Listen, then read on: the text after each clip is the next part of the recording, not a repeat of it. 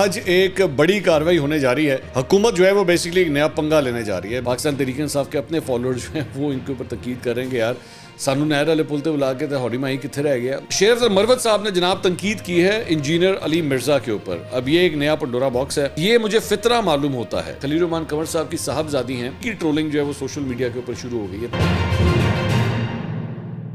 السلام علیکم ناظرین, میں ہوں منصور علی خان. اپنے ڈیجیٹل چینل کے اوپر آپ کو خوش آمدید کہوں گا. ناظرین, آج ایک بڑی کاروائی ہونے جا رہی ہے. وہ کاروائی کیا ہے اس کی ساری تفصیلات تھوڑی دیر میں آپ کے ساتھ شیئر کریں گے. حکومت جو ہے وہ بیسکلی ایک نیا پنگا لینے جا رہی ہے, میں اگر عام الفاظ میں آپ کو یہ کہوں, اور اس کے بعد جو ہے ایک نیا پنڈورا باکس کھلے گا. ساری ڈیٹیلز آپ کے ساتھ شیئر کرتے ہیں. اس کے ساتھ ساتھ میں خلیل الرحمان قمر صاحب کے حوالے سے کچھ بات کرنا چاہوں گا. ایک چیز میں نے آبزرو کی ہے پچھلے 72 گھنٹے کے اندر, وہ میں ڈسکس کرنا چاہوں گا. اور ساتھ ہی ساتھ انجینئر علی مرزا ایک مرتبہ پھر تنقید کی زد میں آ رہے ہیں, کچھ اس بارے میں بھی بات کرنی ہے. تو اینڈ تک آپ نے ویڈیو کو دیکھنا. بائی دا وے آپ کے کویشچنز بھی میں شامل کروں گا کچھ. اس سے پہلے آپ سے ریکویسٹ کہ چینل کو سبسکرائب کرنا مت بھولیے, بیل آئیکن پریس کیجیے. یہ نمبر آپ سامنے دیکھ رہے ہیں, 15 لاکھ تک ہم نے لے کے جانا ہے اسے شارٹ ٹرم ٹارگٹ میں. اور اگر آپ یہ سبسکرائب کا بٹن پریس کریں گے تو یہ نمبرز جو ہیں وہ جلد از جلد انکریز ہونا شروع ہو جائیں گے. تو اس لیے چینل کو سبسکرائب ضرور کیجیے گا. اور ساتھ ہی ساتھ آپ نے اگر ویڈیو آپ کو پسند آئے اسے لائک اور شیئر کرنا. نیچے کامنٹ سیکشن میں کویشچنز ہوں, کوئی بھی آپ کی رائے ہو, ہمارے جتنے ٹاپکس ہوں گے آپ اس سلسلے میں اپنی رائے کا اظہار بھی جو ہے وہ کر سکتے ہیں. اچھا جی, سب سے پہلے تو حکومتی پنگا. وہ پنگا کیا ہے جناب؟ وہ پنگا یہ ہے کہ آج کیبنٹ کا اجلاس جو ہے وہ بلایا جا رہا ہے, اور حکومت کی جانب سے جو ایک بل لایا گیا تھا الیکشن ایکٹ کے حوالے سے, اس میں جو تبدیلی کی جا رہی ہے, اس سلسلے میں آج کابینہ سے جو ہے بتایا جا رہا ہے کہ اسے جو ہے وہ اپروو بھی کیا جا سکتا ہے. تو اور اس کے بعد بیسکلی پاکستان تحریک انصاف کی یہ جو مخصوص نشستوں کا ایشو ہے, حکومت اس کے اوپر جو ہے یہ نئی پوزیشن لینے جا رہی ہے. اور حکومت یہ کہے گی کہ جناب آپ تو پہلے ہی سنی اتحاد کونسل کے حوالے سے جو ہے اپنی افیلیشن ظاہر کر چکے ہیں, تو اب آپ ادھر سے ادھر نہیں جا سکتے. جبکہ آپ جانتے ہیں کہ already supreme Court of Pakistan جو ہے اس سلسلے میں اپنا ایک فیصلہ دے چکی ہے. تو اب پارلیمنٹ کی جانب سے basically this will become parliament versus Supreme Court of Pakistan. تو کس کی جو ہے وہ مانی جائے گی؟ پاکستان بار کونسل کی جانب سے ایکچولی کل اس سلسلے میں باقاعدہ ایک بیان سامنے آیا, اور اس میں کہا گیا کہ جناب پارلیمنٹ جو ہے وہ سپریم ہے, اور پارلیمنٹ جو ہے وہ کسی بھی قسم کی قانون سازی کر سکتی ہے, اور اگر اس نے کوئی قانون سازی کی ہے تو اس کی رسپیکٹ کی جانی چاہیے. اور بیسکلی پاکستان بار کونسل اپنے آپ کو جو ہے وہ حکومتی موقف کے ساتھ کھڑا کر رہی ہے. تو اس سارے معاملے کے اندر جو ہے وہ بیسکلی حکومت اب یہ پنگا لینے لگی ہے. موسٹ پرابلی شاید یہ چیزیں بھی جو ہے سپریم کورٹ آف پاکستان میں جا کے آگے چیلنج ہوں گی. تو ایک اور ٹسل, ایک اور پنگا جو ہے وہ آپ آنے والے دنوں کے اندر دیکھنے لگے ہیں. بیرسٹر گوہر صاحب جو پاکستان تحریک انصاف کے چیئرمین ہیں, انہوں نے میڈیا سے گفتگو کی. انہوں نے کہا کہ کل انہوں نے گفتگو کی تھی, انہوں نے کہا کل جو قانون سازی ہونے جا رہی ہے وہ غیر آئینی اور غیر قانونی ہے. ہم اس قانون سازی کے خلاف سپریم کورٹ جائیں گے. سپریم کورٹ کا فیصلہ پہلے ہی آ چکا ہے. یہ تاثر ختم ہونا چاہیے کہ ایک ادارہ یا سربراہ سسٹم پر حاوی ہو. تمام ریاستی ادارے مل کر کام کریں, ایک دوسرے پر حاوی نہ ہوں. جہاں تک الفاظ کی بات ہے تو جنگل کا بادشاہ ہم نے کسی کو نہیں کہا. عوام کے حقوق کا کرتا دھرتا ایک شخص ہو تو یہ آئین کی خلاف ورزی ہے. جب ان سے سوال کیا گیا کہ فوج کا سیاسی کردار آئین میں درج نہیں, پھر آپ کیوں ان کو مذاکرات کے ذریعے سیاسی عمل میں لا رہے ہیں؟ انہوں نے کہا جی مداخلت اور چیز ہے, خلیج کم اور اعتماد بحال کرنا الگ بات ہے. ملکی استحکام اور مضبوطی کے لیے افواج پاکستان ضروری ہیں. ہماری کسی شخص سے لڑائی نہیں, ہم نے کسی کے بارے میں جملے نہیں کسے. اگر کوئی غلط الفاظ استعمال بھی ہوئے تو درگزر کریں. میں سننا بھی نہیں چاہتا کہ کون سے الفاظ استعمال ہوئے ہیں. بانی پی ٹی آئی نے ہمیشہ بہترین الفاظ استعمال کیے, کسی کی بے توقیری نہیں کی ہوئی ہے. ہاں جی بالکل ٹھیک ہے. تنقید کرنا ہر شخص کا حق ہے اور کوئی قانون سے بالاتر نہیں ہے. ہم اچھی باتیں کر رہے ہیں, ہمارے اچھی باتوں کو جگہ نہیں دے رہے. تو جناب یہ پاکستان تحریک انصاف کا موقف ہے. اچھا, میں نے جنگل کا بادشاہ آلریڈی ہم اس کے اوپر کل بھی بات کر چکے ہیں کہ پاکستان تحریک انصاف جو ہے وہ اپنے ریلیشنز کو بیسکلی مینڈ کرنا چاہ رہی ہے, جس کی وجہ سے وہ مزید پنگے بازی میں جانا نہیں چاہ رہی, جس کی وجہ سے بیرسٹر گوہر نے. اور بائی دا وے اس کے اوپر تنقید بھی بہت ہو رہی ہے. پاکستان تحریک انصاف کے اپنے فالوورز جو ہیں وہ ان کے اوپر تنقید کر رہے ہیں کہ یار سانو نہر والے پل تے بلا کے ہوڑی ماہی کتنے رہ گیا. مطلب ہمیں اس لائن کے اوپر لگا دیا ہے, اب آپ خود جو ہے وہ فالو نہیں کر رہے اس چیز کو. اسی گلا پاڑ کے ہاتھ سارے تھک گئے ٹویٹا کر کے, تو ہن سانو کہندے ہو نہیں جی جنگل کا بادشاہ ہم نے کسی کو بھی نہیں کہا تھا. ٹھیک ہے, کوئی ایشو نہیں. اچھا جی, اس کے علاوہ گریڈ 17 کے کامران صدیق کو جناب deputy superintendent high security barracks Adiala jail تعینات کر دیا گیا ہے. Kamran Siddique deputy superintendent development district jail Sialkot تعینات تھے, اور گریڈ 16 کی ڈپٹی سپرنٹینڈنٹ سمرا جبین بھی سینٹرل جیل اڈیالہ تعینات کر دی گئی ہیں. سمرا جبین بطور خاتون deputy superintendent central jail Lahore خدمات سر انجام دے رہی تھیں. ہوم ڈپارٹمنٹ حکومت پنجاب نے افسروں کے تبادلوں کا نوٹیفکیشن جاری کر دیا اور افسروں کو فوری طور پر نئی تعیناتی کا چارج لینے کی ہدایت کر دی گئی ہے. اس کے علاوہ جناب اسد کیسر صاحب نے جو ہے وہ کل ایک اعلان کیا ہے. انہوں نے کہا ہے کہ جی ہم بڑا سیاسی اتحاد بنانے جا رہے ہیں, اگلے 15 روز کے اندر بڑا اتحاد بنائیں گے. ہم ہر اس پارٹی کو ساتھ ملائیں گے جو اس حکومت کے خلاف ہوں. آئندہ 2 ہفتے میں بڑا اتحاد بننے جا رہا ہے. عمران خان کو غیر قانونی طور پر جیل میں رکھا گیا ہے. عمران خان سمیت تمام اسیران کے لیے آواز اٹھانی ہے. پورے ملک کے لوگوں کو جلسے میں آنا ہے تاکہ ہم بتا سکیں کہ ملک آئین کے مطابق چلے گا. جماعت اسلامی کے دھرنے کو ہم سپورٹ کرتے ہیں. تو جناب ایک بڑا اتحاد جو ہے بننے جا رہا ہے. اب یہ بڑا اتحاد جو ہے وہ کون سا ہے؟ بڑا اتحاد تو آلریڈی موجود ہے. تحفظ آئین پاکستان کے حوالے سے آپ نے آلریڈی ایک اتحاد تو بنایا ہوا ہے. وہ پلیٹ فارم کیوں نہیں چل رہا آگے؟ حیرانگی کی بات ہے نا کہ اس کے اندر وہ کیوں نہیں معاملات آگے چل رہے. تو پلیٹ فارم تو آپ نے بنایا ہوا تھا, اس نے چھوٹے موٹے جلسے بھی کرنا شروع کیے تھے, لیکن اس کے اندر پرابلم یہ تھی کہ اس میں مولانا فضل الرحمان نہیں تھے, اس میں جماعت اسلامی نہیں تھی. 2 بڑی سیاسی جماعتیں جن کا کافی بڑا سٹیک ہے وہ نہیں تھے. بلوچ نیشنلسٹ پارٹیز جو ہیں وہ ضرور اس کے اندر شامل تھی, لیکن اوور آل کوئی بڑی پارٹی اس کے اندر نہیں تھی. شیخ رشید صاحب نہیں تھے. جلسوں کو گرمانے کے لیے ان کے آئٹم تقاریر ان کی تو ضروری ہوتی ہیں, تو وہ بھی جو ہے اس کے اندر شامل نہیں تھے. سو لیٹس سی اگلے 15 دن میں کتنا کو بڑا اتحاد بنتا ہے اور کیا یہ کوئی ڈینٹ کر سکتا ہے حکومت کو یا نہیں. Let's see, we have to wait. Imran Khan, اچھا عمر ایوب صاحب جناب عمران خان صاحب سے کل ملے, اور عمران خان صاحب سے ملنے کے بعد انہوں نے میڈیا سے گفتگو کی. انہوں نے کہا عمران خان کی رہائی کے لیے ہم راکٹ لانچز لے کر ڈیالہ جیل پر حملہ نہیں کر سکتے. فوج اور پی ٹی آئی کے درمیان نون لیگ اور پیپلز پارٹی دنیا پیدا کر رہی ہے. بانی پی ٹی آئی نے واضح کیا ہے کہ فوج عوام میں سے ہے. چیف جسٹس اسلام آباد ہائی کورٹ کو عمران خان کے کیسز سے الگ ہونا چاہیے. بشرا بی بی کی رہائی ہونی تھی, نیب نے نہیں ہونے دی. جسٹس سسٹم کو چاہیے عمران خان کے ساتھ انصاف کرے. رؤوف حسن ضعیف العمر شخص ہیں, اس کو سی ٹی ڈی کے حوالے کیا گیا. اتنے بھی ڈفر نہ بنو لیکن کم بنو. ہم سب کو کسی نہ کسی طرح کیسز میں الجھانے کی کوشش کی جا رہی ہے. تو یہ عمر ایوب صاحب کی جو ہے وہ گفتگو ہے. اچھا اس کے علاوہ شہباز گل صاحب نے جناب خواجہ آصف صاحب کا جو بیان تھا, میں نے پچھلے ویلاگ کے اندر اس کے بارے میں بات کی تھی کہ خواجہ آصف صاحب نے کہا تھا کہ جی وہ جو جون 2019 میں ہمیں آفر آئی تھی وہ جنرل فیض نے ہمیں کی تھی. تو اس سلسلے میں انہوں نے ٹویٹ کیا ہے شہباز گل صاحب نے. انہوں نے کہا جی خواجہ آصف کہہ رہا ہے جنرل فیض نے خواجہ کو آفر کی کہ جون 2019 میں پنجاب کی حکومت لے لیں. اس کا مطلب ہے یہ میٹنگ جون سے پہلے ہوئی, لیکن ٹائم لائن دیکھیں تو جنرل فیض نے آئے کہ روح رواں جون 2019 میں آ کر بنے تھے. جنرل باجوہ کی ایکسٹینشن کا ووٹ 2020 میں ہوا. پھر خواجہ آصف کیا ٹائم لائن بیچ رہا ہے؟ آپ کے خیال میں سارے معاملے کے پیچھے اصل معاملہ کیا ہے؟ تو یہ بیسیکلی ان کا کہنے کا مقصد ہے کہ خواجہ صاحب یہ کہہ رہے ہیں کہ جون 2019 میں انہیں جو ہے وہ جنرل فیض کی طرف سے آفر ہوئی کہ آپ جو ہے وہ لے لیں. تو جنرل فیض جو ہیں وہ تو 2019 میں ہی آ کے بنے تھے D G I S I, اور جنرل عاصم منیر کو اس وقت جب وہ D G I S I تھے تو ہٹایا گیا تھا اور ان کو لگایا گیا تھا. تو یہ کس طرح ہو سکتا ہے کہ اسی وقت جو ہے وہ خواجہ آصف صاحب کو یہ آفر کر دی ہو؟ ویسے پاسبل ہے, کیوں نہیں پاسبل. مطلب جنرل فیض بھی جو ہیں وہ یہ نہیں ہے کہ ان کو پتہ نہیں تھا کہ کیا ہو رہا ہے, مطلب ان کو اچھا خاصا پتہ تھا کہ ان کی جو ہے وہ مطلب ذمہ داری کیا ہے, اور وہ سارے پولیٹیکل معاملات کو اچھی طرح آبزرو کر رہے تھے. تو یہ بالکل پاسبلٹی ہے کہ انہوں نے آتے ساتھ ہی جو ہے خواجہ صاحب کو یہ آفر کر دی ہو کہ جناب آپ پنجاب لے لیں اور بعد میں جو ہے حکومت لے لیں. خیر, شیر افضل مروت صاحب نے جناب تنقید کی ہے انجینئر علی مرزا کے اوپر. اب یہ ایک نیا پنڈورا باکس ہے. یہ بیسیکلی ایک دن پہلے کی گفتگو میری نظر میں ابھی آئی ہے. انہوں نے کہا کہ یہ جو مولوی ہے مرزا, یہ مجھے فطرہ معلوم ہوتا ہے. یہ کون کہہ رہا ہے؟ شیر افضل مروت صاحب کہہ رہے ہیں کہ انہیں یہ فطرہ معلوم ہوتے ہیں. اس کو مولوی فتنہ بولنا چاہیے. نیم کالنگ تو ویسے ہی آپ لوگوں پہ مطلب اخیر ہے نا آپ لوگوں پہ. انہوں نے کہا یہ بدبخت نہ حق کی بات کرتا ہے نہ سچی بات کرتا ہے. خان کے خلاف بات کرنے پر اس کو شہرت مل جاتی ہے. لہٰذا میرے خیال میں ایسے مولویوں کے متنازع بیانات کی اتنی اہمیت نہیں ہونی چاہیے. اچھا, خان کے خلاف بات کرنے پر اس کو شہرت مل جاتی ہے, تو جناب آپ کو خان کے حق میں بات کرنے پہ جو شہرت ملی اس کے بارے میں کیا کہیں گے؟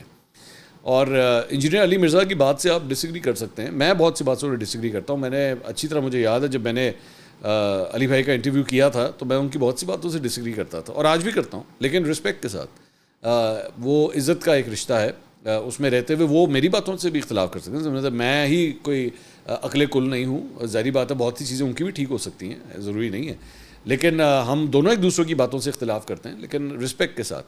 لیکن اب یہ پالیٹکس ہے نا. شیخ افضل مروت صاحب یہ کہہ بھی سکتے تھے کہ جناب انجینئر علی مرزا کی باتوں سے میں ایگری نہیں کرتا, یا وہ جو موقف رکھتے ہیں ایگری نہیں کرتا, یہ فتنہ ہے, یہ جھوٹا ہے, یہ بدبخت ہے. Why do you have to always go to this extreme? یہی میرا آپ لوگوں سے بار بار سوال ہوتا ہے کہ بھائی ہر بات کے اندر جو ہے یہ اتنا ایکسٹریمزم پہ کیوں چلے جاتے ہیں؟ مطلب وہ کچھ بھی ہے بھائی, ہے تو وہ ایک اسکالر نا, مطلب وہ ایک اسکالر ہے, وہ بیٹھ کے دین کی خدمت کر رہا ہے. آپ کو اسے ڈس ایگریمنٹ ہے, ٹھیک ہے, آپ 100 دفعہ کریں, لیکن احترام کے ساتھ بھی کر سکتے ہیں.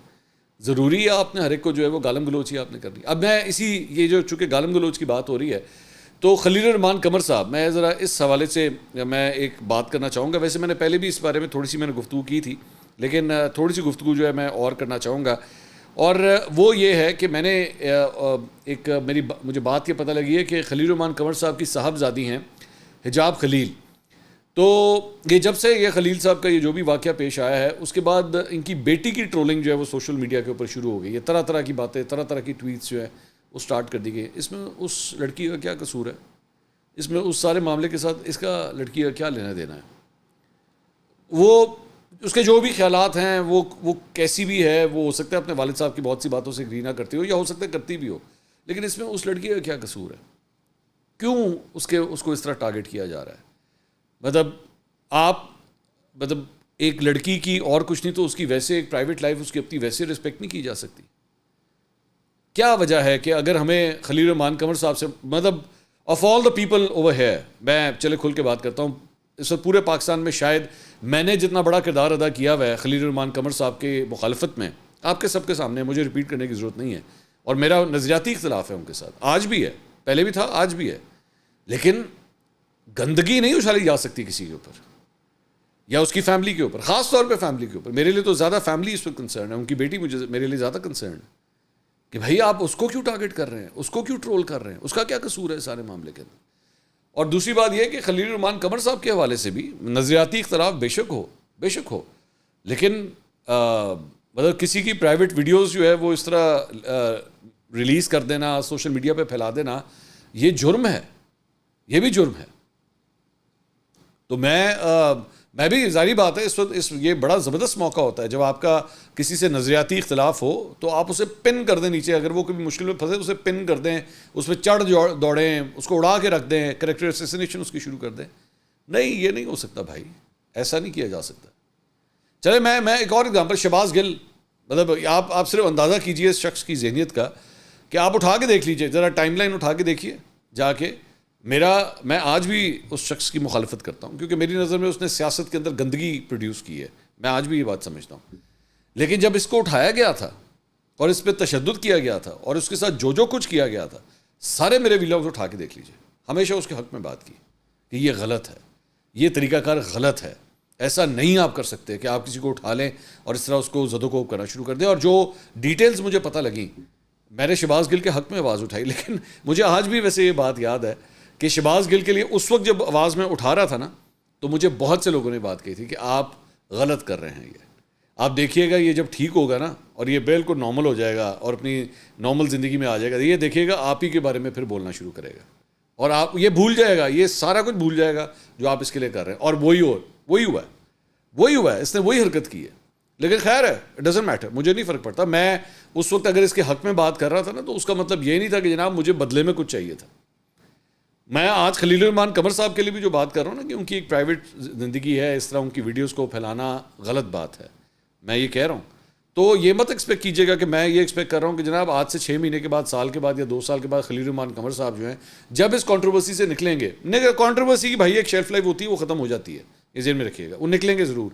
تو جب وہ نکل جائیں گے تو تب جو ہے وہ ان کا میرے نظریات آپس میں مل جائیں گے, یا وہ میری بات سننا شروع ہو جائیں گے. نہیں, مجھے یہ چاہیے بھی نہیں, نہ اس کی ضرورت ہے. لیکن انسان پھر بھی جو ہے نا وہ ایک لحاظ رکھتا ہے کہ یار اس نے مشکل وقت میں نا مجھے سپورٹ کیا تھا, یہ مشکل وقت ہے اس وقت. خلیل الرحمان قمر صاحب کے اوپر یہ مشکل وقت ہے, ان کی فیملی کے اوپر. میں بار بار کہہ رہا ہوں, میرے ان سے فیملی کے حوالے سے زیادہ کنسرن ہے, کیونکہ they should not go through this agony whatever they are going through. ان کا کوئی قصور نہیں ہے سارے معاملے کے اندر. اچھا جی, اس کے علاوہ جناب کچھ بائی دا وے, یہ خلیل الرحمان قمر صاحب والی جو اسٹوری ہے, اس میں ایک اور ڈیولپمنٹ بھی ہے کہ پولیس نے ملزمہ آمنہ عروج کو عدالت میں جو ہے وہ کل پیش کیا اور مزید 15 روزہ جسمانی ریمانڈ کی استدعا کی گئی. تاہم ان کی استدعا جو ہے مسترد کر دی گئی اور آمنہ عروج کو جوڈیشل ریمانڈ پر پولیس کے حوالے کر دیا گیا. اور دوسری جانب جو ہے وہ آمنہ عروج نے ضمانت قبل از گرفتاری کی درخواست جو ہے وہ دائر کر دی اور اس میں کہا گیا کہ ملزمہ نے خلیل الرحمان قمر کو ہنی ٹریپ نہیں کیا ہے. اور عدالت نے پروسیکیوشن کو نوٹس جاری کرتے ہوئے سماعت 6 اگست تک کے لیے ملتوی کر دی ہے. تو ایک ڈیولپمنٹ جو ہے وہ اس سلسلے میں یہ بھی ہوئی ہے. کچھ سوالات آپ کے ذرا شامل کر لیں. خدیجہ سعید صاحبہ ہیں, انہوں نے ایک سوال کیا. انہوں نے کہا جی آپ جماعت اسلامی کے دھرنے پر بات کیوں نہیں کرتے؟ خدیجہ صاحبہ میں کیا بات کروں اس کے اوپر, مجھے آپ بتائیے میں اس پہ کیا بات کروں. جماعت اسلامی جو ہے وہ اس پہ پروٹیسٹ کر رہی ہے, آئی پی پیز کے معاملے کے اوپر جو ہے وہ اپنی آواز بلند کر رہی ہے مہنگائی کے حوالے سے. لیکن فرینکلی اسپیکنگ میں نے اب تک جتنی ان کی گفتگو سنی ہے بہت سے جھول ہیں ان کی باتوں کے اندر, جماعت اسلامی کی باتوں کے اوپر. اور ان کے پاس کوئی کانکریٹ مجھے نا سلوشن نظر نہیں آتا جماعت اسلامی کے پاس. میں یہ دیکھ رہا ہوں کہ وہ پرابلم کو آئیڈینٹیفائی کر رہے ہیں. پرابلم کو آئیڈینٹیفائی کرنا اتنا مشکل کام نہیں ہوتا, وہ سارے کر لیتے ہیں. آپ مجھے سلوشن نکال کے بتائیے, آپ سلوشن کیا نکالتے ہیں؟ تو باقی سیاسی جماعتوں کے پاس جو ہے نا وہ اس طرح کوئی کسی بھی پرابلم کو پکڑ کے احتجاج سٹارٹ کر دینا. ماضی میں آپ کو ڈاکٹر طاہر القادری نہیں یاد, کتنے بڑے بڑے وہ دھرنا دے کے بیٹھ گئے تھے, اب یہ ہو جائے گا, بس بہت ہو گیا, مزید برداشت نہیں ہوگا, سب کچھ ختم ہو گیا. تھوڑی دیر پہلے میں نے کیا کہا تھا, کنٹروورسی جو ہوتی ہے اس کی ایک شیلف لائف ہوتی ہے. تو یہ جو کچھ بھی ہوتا ہے نا اس کی ایک شیلف لائف ہے, ختم ہو جانا ہے اس نے. یہ جماعت اسلامی بھی جو شو کر رہی ہے اس نے ختم ہو جانا ہے اور اس کے بعد زندگی دوبارہ نارمل ہو جانی ہے. اور وہ طاہر القادری صاحب بھی سارے اپنے شو لگا کے نکل گئے. عمران خان صاحب کے صاحب انہوں نے 126 دن کا دھرنا دیا, نکل گئے. اس سے پہلے پاکستان پیپلز پارٹی کے دور میں دھرنا دیا, اس کے بعد نکل گئے. آج کدھر ہیں؟ کہیں بھی نہیں ہیں, آپ کو کہیں بھی نظر نہیں آتے نا.